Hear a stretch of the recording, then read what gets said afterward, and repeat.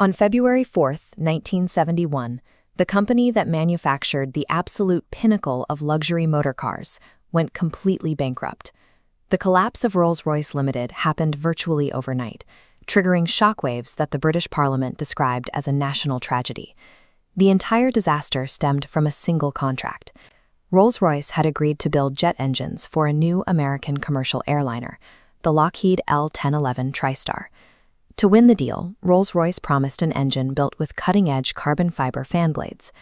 But when bird strike testing shattered those blades, the company had to scrap the design and rebuild the entire fan stage using titanium.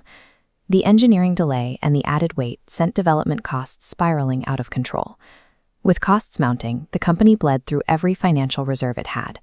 80,000 jobs were suddenly at risk, forcing the British government to step in and nationalize the aerospace division just to keep it functioning. A brand synonymous with flawless precision and limitless wealth was wiped out by the financial miscalculations of a single aerospace contract. Yet, while the boardroom was in chaos, the factory floor and crew remained completely undisturbed. Inside the low brick buildings, a handful of craftsmen continued to cut leather and tap panels into alignment by hand, building cars at the exact same pace.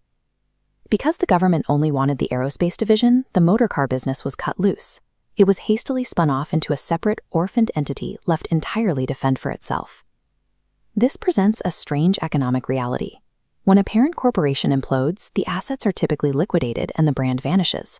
But in this case, the name attached to the hood ornament retained enough intrinsic value to survive total corporate annihilation. The origin of that value starts in the 1870s, completely detached from the world of elite wealth. Following the death of his father, a 10-year-old boy named Henry Royce found himself impoverished, working on the streets of London selling newspapers and delivering telegrams to keep his family fed. He had exactly 1 year of formal schooling, but an aunt scraped together enough money to buy him an apprenticeship at a railway workshop. Royce taught himself algebra, he mastered French, and studied electrical engineering by reading borrowed books during evening classes. He eventually founded his own electrical company in Manchester. But the stress of keeping the business afloat against cheap overseas competition took a severe physical toll, breaking his health before he even reached the age of 40.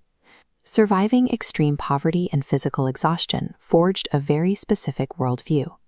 Royce developed an obsessive attention to detail, refusing to let any product leave his workshop unless he believed it was the absolute best version that could physically be built. On his doctor's orders to take a rest, Royce bought a French-built de Calville motor car.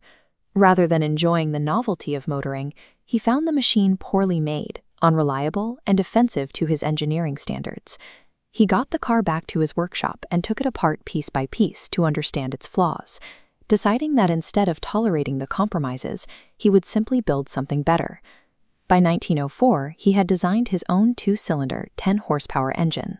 The machined tolerances slotted perfectly into place, allowing the motor to run without the harsh rattles and vibrations that plagued every other vehicle on the road.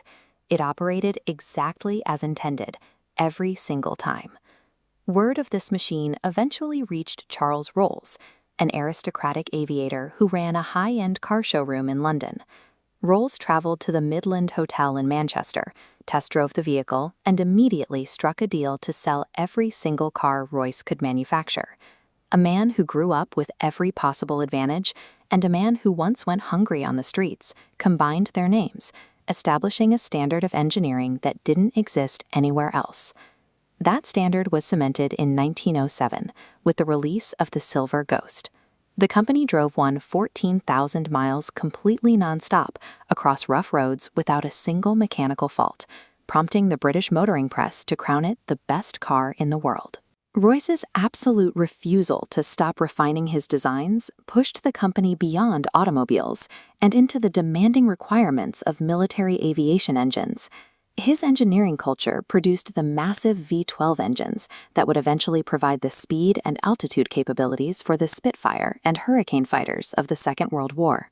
By the time Henry Royce died in 1933, his personal insistence on functional perfection had scaled into a global brand.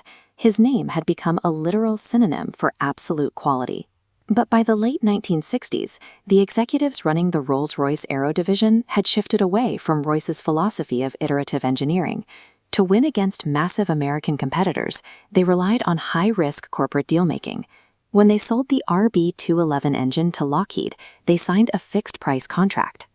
Rolls-Royce guaranteed delivery for a set dollar amount, absorbing 100% of the financial risk if their untested carbon fiber fan blades ran into trouble.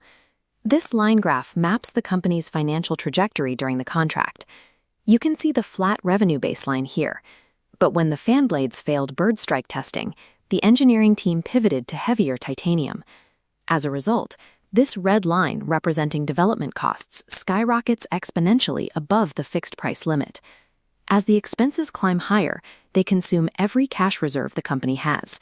Right here, the red line breaches the absolute maximum threshold, triggering the 1971 receivership. The executives priced a piece of machinery before they fully understood how to build it, a decision that destroyed a company founded on understanding machinery perfectly. Through the bankruptcy, the nationalization of the aerospace division, and decades of shifting corporate ownership, the motor car factory and crew kept operating. The craftsmen there never stopped building vehicles to the exact standard Henry Royce had established.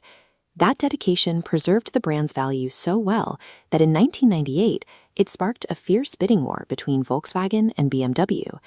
BMW ultimately paid entirely for the Rolls-Royce name and logo, proving the brand itself held more value than the physical factories where cars were made. A Victorian boy with no money and 1 year of schooling decided early on that the best thing in existence still had room for improvement. Over 50 years of work, he earned a reputation that proved infinitely harder to bankrupt than a corporate balance sheet.